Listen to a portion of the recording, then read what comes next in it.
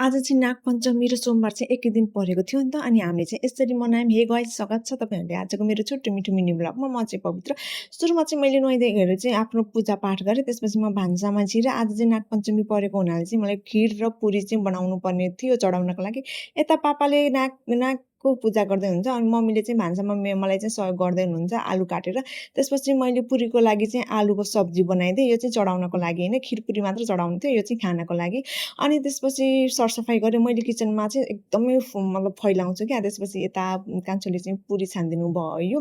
अनि त्यसपछि बाबु चाहिँ दुध लिन गयो, दुध आएको थियो नि त। अनि उसलाई चाहिँ अरूले बर्तन लिएर गयो भने एकदम रुन्छ क्या। अनि उसले चाहिँ आफै जानुपर्छ थाप्नको लागि, लिएर चाहिँ आउन सक्दैन, बर्तन चाहिँ लिएर जान्छ। त्यसपछि यता मैले आफ्नो लागि चाहिँ साबुदानाको खिर अनि यहाँ चाहिँ बदाम फ्राई गरेको थिएँ। त्यसपछि आलुलाई पनि फ्राई गरेको थिएँ। अनि आलु फ्राई गर्न लागेको त मैले ग्यास चाहिँ अन गरेको रहन्छु क्या, मैले बन्द गरेको रहेछु।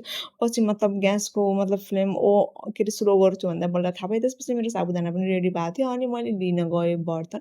बर्तन लिएर आएर चाहिँ मैले सबै आफ्नो ठाउँमा चाहिँ मैले भाँडा राखेँ। अनि हाम्रोतिर चाहिँ आज नागे पञ्चमी परेको हुनाले चाहिँ पानी यति ठुलो आउनु लागेको थियो क्या। सिमसिम पानी परिसकेको थियो, माथि कपडा सुकाएको थियो। फेरि म फटाफट गएर माथिको कपडा चाहिँ लिएर आएर चाहिँ अर्को ठाउँमा सारेँ। आजलाई यति नै गाइज, अर्को भिडियोमा भेटौँला। Thank you for watching, by.